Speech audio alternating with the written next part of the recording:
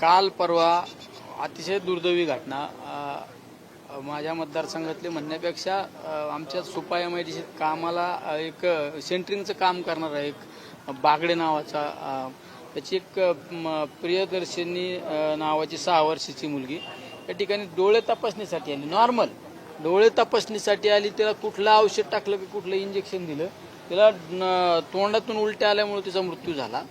मध्ये 1 वर्षापूर्वी या भागातील गोरखे नावाचे एक आमदार आहेत, त्या आमदारांचे PA त्या तनिष्का भिशेचा सुद्धा असा संशयास्पद मृत्यू झाला. या सगळ्या चौकशीच्या बाबत मी आता त्या अधिकाऱ्यांना भेटलो. त्यांना आता आरोग्यमंत्र्यांशी सुद्धा मी बोलणं केलं. केंद्रीय आरोग्यमंत्र्यांशी माझा आता डायलॉग झाला नाही, पण त्यांच्या OSDशी मी बोललो. कारण या हॉस्पिटलची चौकशी लागली पाहिजे. अशा अनेक घटना आहेत. या हॉस्पिटलच्या बाबत जर पाहिलं, EFC म्हणजे गोरगरिबांसाठी जी योजना असते त्या योजनेच्या मागच्या काही 6 महिन्यापूर्वी 36 कोटी रुपये 48 लाख रुपये या अकाउंटला होते. आज 12 कोटी मायनस दाखवली. त्यांना मी सांगितलं की त्याची यादी द्या, तुम्ही किती गोरगरीब लोकांना मदत केली याची यादी द्या. इथं सोशल वर्कर म्हणून एक व्यवहारी नावाचा कोणीतरी बदमाश या ठिकाणी तो कधी कोणाचे काम फोन उचलत नाही, कधी कोणाची एखादं ऑपरेशन योजनेत बसवायचं असेल तर इथं कधीच मदत होत नाही. तुम्ही या हॉस्पिटलच्या बाबत आम्ही चॅलेंजनी सांगितलं, कधी फोन करा का बेड शिल्लक नाही, मग कुठली शासकीय योजना लागू नाही, ही कुठली पद्धती. या सगळ्या गोष्टींच्या बाबत साधं सगळ्या तुम्ही शासनाच्या योजना राबवायच्या आणि तुम्ही गोरगरिबांना मदत करू शकत नाही. महानगरपालिकेचा 35 कोटी रुपयाचा 32 कोटी रुपयाचा दंड थकवला. त्या आमच्या तनिष्का भिशेच्या केसमध्ये तर राज्य सरकारने यांच्यावर कारवाई करण्याच्या बाबत निधी विभागाला त्या ठिकाणी सांगितलं. त्या विभागाने तुमच्या धर्मदाय आयुक्ताला, पुण्याच्या धर्मदाय आयुक्ताला सांगितलं की 20 वस्तांवर गुन्हा दाखल करा. यांनी काहीतरी स्टे आणला, पण या प्रकरणाच्या बाबत याला विशेरा राखून ठेवला. फॉरेन्सिक डिपार्टमेंटला या मृत्यूच्या बाबत त्या ठिकाणी चौकशी करण्याचं केलेलं आहे. आता मी ससून हॉस्पिटलच्या डीनशी बोललो, पण ते फॉरेन्स विभाग हा गृह विभागाच्या अखत्यारीत येतो. त्यांच्याशी सुद्धा आम्ही संपर्क केला. त्याचा तात्काळ त्याचा रिपोर्ट आला पाहिजे आणि या प्रक्रियेमध्ये जे कोणी डॉक्टर लोक आहे ज्यांनी हलगर्जीपणा केला त्याच्यावर चौकशी समिती लागली पाहिजे आणि त्यांच्यावर कारवाई झाली पाहिजे, ही आमची प्रामुख्याने मागणी आहे. येणाऱ्या जुलैच्या संसदेच्या अधिवेशनामध्ये विशेष करून दीनानाथ मंगेशकर हॉस्पिटलची चौकशी लागली पाहिजे. याबाबत सुद्धा आम्ही चौकशी करणार आहे. आमच्या या छोट्या मुलीला न्याय मिळाला पाहिजे. आमच्या भिशे नावाच्या भगिनीला सुद्धा अद्यापपर्यंत न्याय मिळाला नाही, तिला सुद्धा न्याय मिळाला पाहिजे, ही आमची यामध्ये मागणी आहे. कारण तुम्ही आज काय दिली डॉक्टरांनी सांगितलं, पोलीस प्रशासनाने डॉक्टरांनी सांगितलं की आम्ही याबाबत PM करण्यासाठी पेशंटला आग्रह केला. PM तो तुम्हाला करावंच लागतं ना. आग्रह केला म्हणजे चुकीचं काय केलं? तुम्हाला ज्यावेळेस एखादी संशयास्पद मृत्यू होतो त्यावेळेस तुम्हाला PM करावं लागतं आणि त्यांनी सांगितलं की आम्ही PM करायला भाग पाडलं. ही चुकीचं उत्तर दिलं, हे बालिशपणाचं उत्तर दिलं. त्याचं PM झालं, पण याचा संशय त्याचा विषय राखून ठेवला. त्याचे जे लॅबला काही नमुने ते फॉरेन्सिक लॅबला नमुने दिले. त्या विभागाच्या आम्ही संबंधित लोकांशी बोललो. लवकरात लवकर त्याचे रिपोर्ट येतील आणि रिपोर्ट आल्यानंतर आम्ही प्रशासनाला सांगितलं की आरोग्यमंत्र्यांशी पण बोललो, हलगर्जीपणा करणाऱ्याची एक समिती गठीत केली पाहिजे आणि याची चौकशी लागली पाहिजे. डॉक्टरांनी ज्यावेळेस मुलीचा मृत्यू झाला त्यावेळेस पैशाचं आम्ही दाखवलं की उपचाराचे जे पैसे आहेत आम्ही तुम्हाला परत देऊ. डॉक्टरांनी सांगितलं की डॉक्टरांनी पहिले 25,000 रुपयाला त्या मुलीच्या उपचारासाठी ठरले होते, त्यामधले 15,000 भरून घेतले. काहीतरी डिस्काउंट देतो म्हणून सांगितलं. नंतर त्या मुलीचा मृत्यू झाल्यानंतर सांगितलं तुम्ही 1 रुपया भरू नका, तुम्हाला अँब्युलन्स करू. अरे अँब्युलन्स म्हणून 1 रुपया भरू नका, याच्यावर त्या मुलीचा जीव येणार आहे का परत?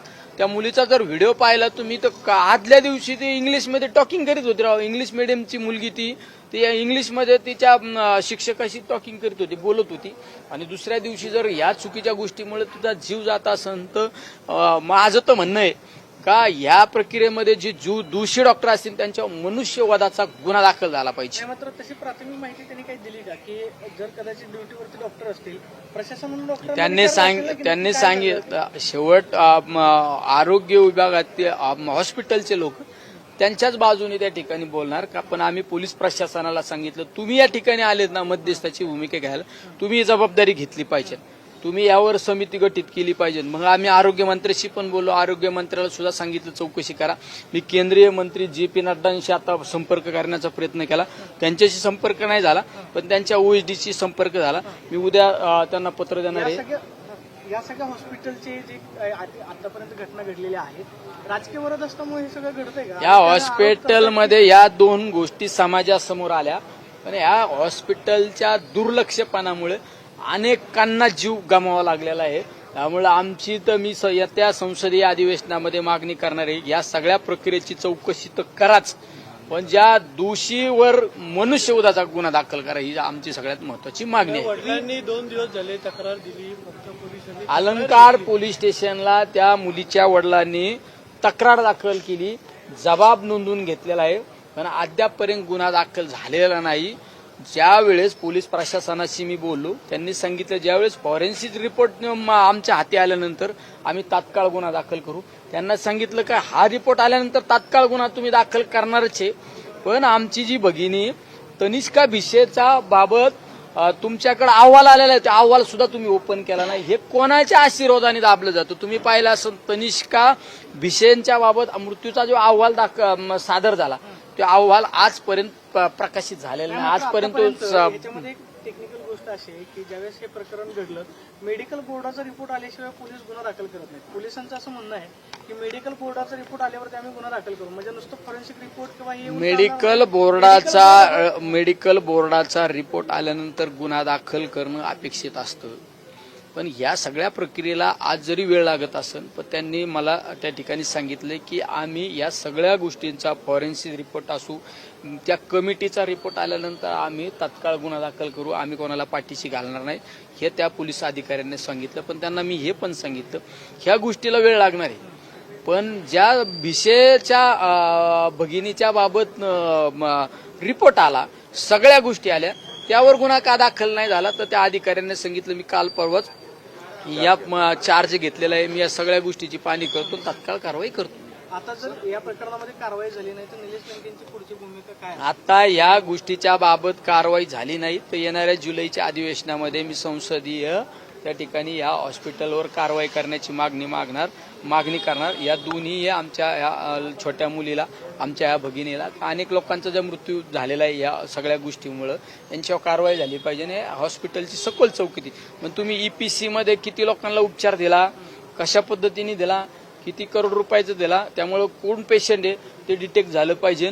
अनेक तुम्ही मुख्यमंत्री सहाय्यता निधीतून कसा उपचार दिला, या सगळ्या गोष्टींची आम्ही चौकशी त्या ठिकाणी लावणार आहे, चौकशीची मागणी पण करणार आहे. एक राजकीय प्रश्न आहे, कुटुंबियांचं काय म्हणणं? शेवट आपण लोकप्रतिनिधी या नात्याने त्या कुटुंबाला आधार दिला पाहिजे. ते गरीब कुटुंब आहे हो, त्या सुपाय MIDC सेंटरिंग काम करणारं कुटुंब आहे. सेंटरिंग काम करून त्या दोन्ही मुलीला इंग्लिश मिडियमला शिक्षण देणारं परिवार आहे. त्या मुलीच्या वडिलांशी बोललो, आईशी पण बोललो मी.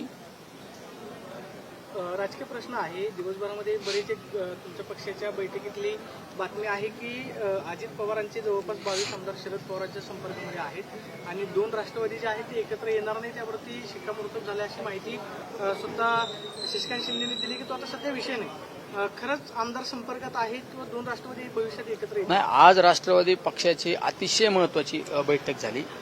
म्हणजे या वर्षामध्ये सगळ्यात महत्वाची बैठक जर म्हणल्या असेल ती आजची बैठक झाली. आदरणीय पवार साहेबांनी तात्काळ ती बैठक राबवली. ती बैठक यासाठी बोलवली की आत्ताच्या परिस्थितीमध्ये माझ्या शेतकऱ्यांच्या मालाला बाजारभाव नाही, माझ्या कांद्याची परिस्थिती काय आहे, 5 रुपयाला आणि 6 रुपयाला कांदा विकला जातो, ती परिस्थिती. पेट्रोल पंपाच्या समोर डिझेलसाठी रांगा आहेत, पेट्रोलसाठी रांगा आहेत. आमच्या गोरगरीब बहुजन समाजातल्या मुलांनी छोटे छोटे हॉटेल कर्ज काढून हॉटेल टाकले, ते हॉटेल बंद आहे. का बंद विचारलं तर त्यांनी सांगितलं गॅस मिळत नाही. मी काल परवा आम्ही लासलगावला, मी असू, रोहित पवार असू, आम्ही भगरे सर असू, सुनील भुसारा, आम्ही आंदोलन करायला गेलो शेतकऱ्यांच्या कांद्याच्या प्रश्नाच्या बाबत, बाजार भाववाढीच्या त्याबाबत. त्या ठिकाणी शेतकऱ्यांनी एक सांगितलं की आम्हाला मार्केटमध्ये कांदा आणण्यासाठी ट्रान्सपोर्टरकडे गेल्यानंतर ट्रान्सपोर्टर सांगितलं जातं की आम्हाला डिझेलची व्यवस्था करेल. या सगळ्या ज्वलंत प्रश्नाच्या बाबत आदरणीय पवार साहेबांनी आज तात्काळ बैठक बोलवली होती. त्याबाबत आम्हाला काही सूचना केलेल्या आहे. आपण लोकांना कशी मदत करू शकतो, आपण सरकारला कशा पद्धतीने ह्या लोकांना न्याय देण्यासाठी आपण भाग पाडू शकतो, या सगळ्या सूचना आदरणीय पवार साहेबांनी केलेल्या आहेत. ही सगळ्यात महत्वाची. त्यामुळे आजच्या बैठकीत सगळ्यात महत्वाचं ही हल्लीची परिस्थिती हाताबाहेर गेली नाही पाहिजे, या सगळ्या गोष्टींसाठी आदरणीय पवार साहेबांनी बैठक बोलवलेली आहे. त्यामुळं आमदारांच्या बाबत अशी कुठली चर्चा झाली नाही. असं कुठली आजच्या बाबतीत ह्या सगळ्या गंभीर जन्य परिस्थितीवर बैठक झालेली आहे. त्यामुळे कुठली